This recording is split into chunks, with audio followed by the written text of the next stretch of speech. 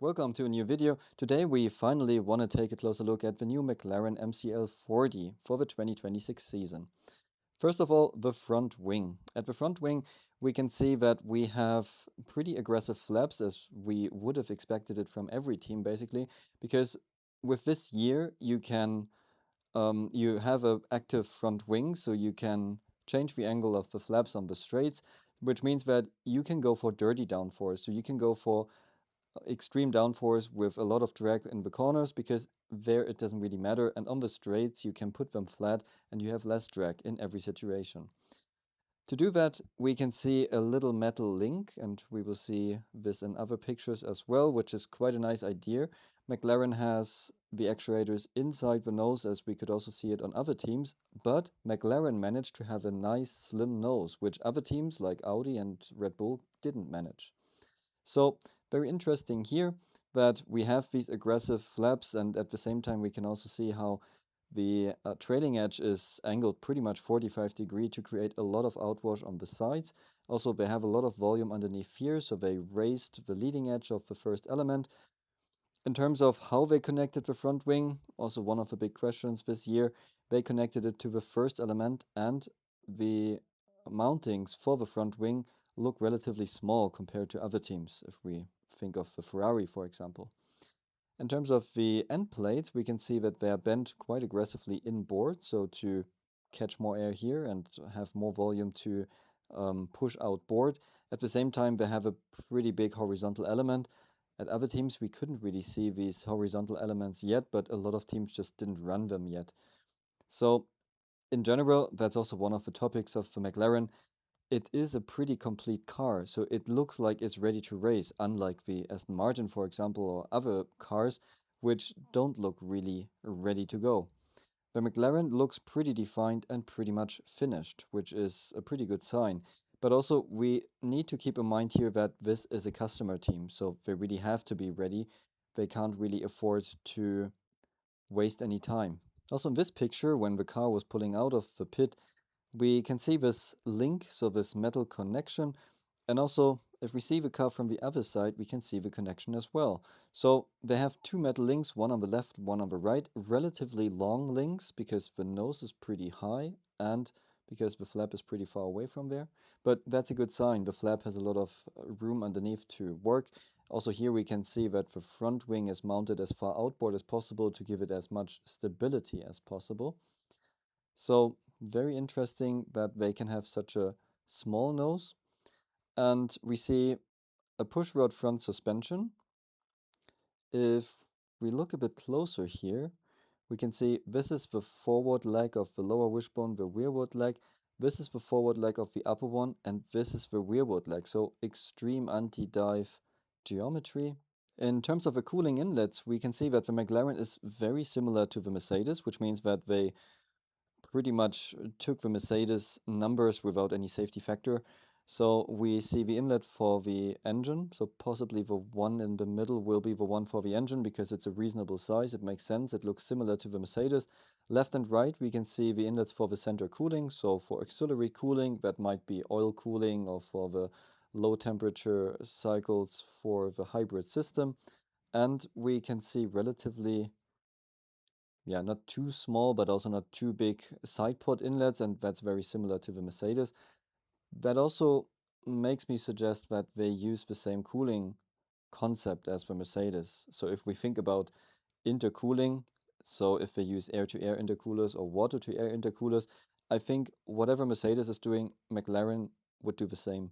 Because previously in previous car generations, we could see that when customers go with the simpler, cheaper option and they use air-to-air intercoolers instead of air-to-water, and then, or water-to-air, and then they suddenly have larger air inlets for the same power unit. Here, because they have pretty much the same inlets, I think we can suggest that they use the same cooling concept as Mercedes. Because the cooling system always comes from the team themselves, it doesn't come with the engine. So every team has to design their own cooling system. In this picture, we can see how slim and how tight the whole bodywork is, so similar to the Mercedes.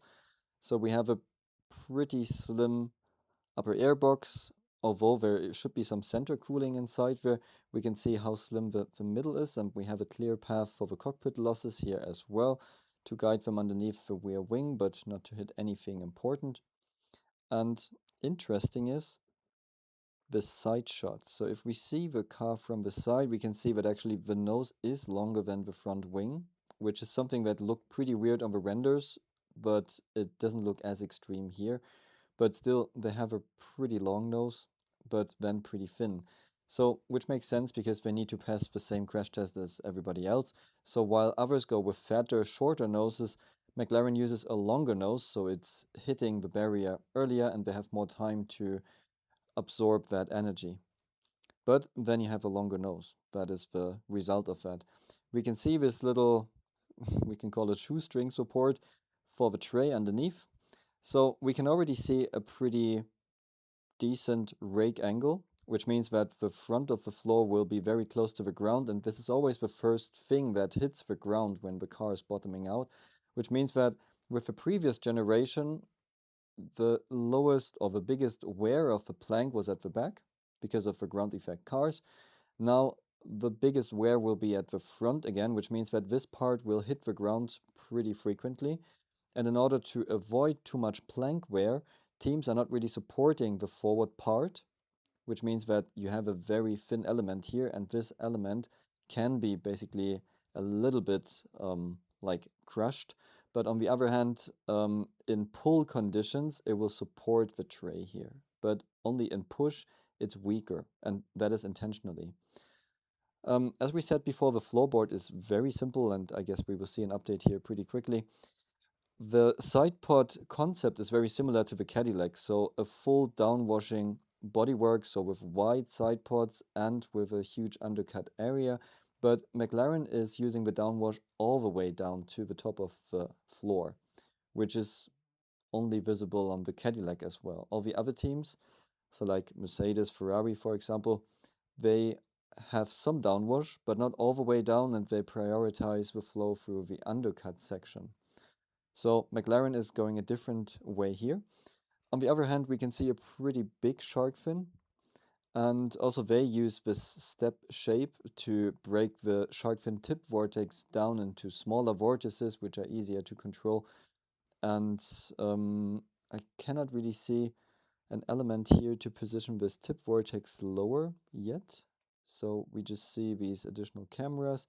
So maybe we will also see some wing elements like the Ferrari has in this position, so you can position this tip vortex a little bit lower. Again, the reason why teams are using this large shark fin is to keep the front rear wake reliably outboard in corners, so it doesn't hit the rear wing. Because if you build a bigger pressure here, you can push it a little bit further outboard, and then your rear wing stays in clean air and it doesn't lose any downforce in the corner. So, how do you like the new McLaren MCL40 for the 2026 F1 season? Let me know in the comments below, and see you at the next one.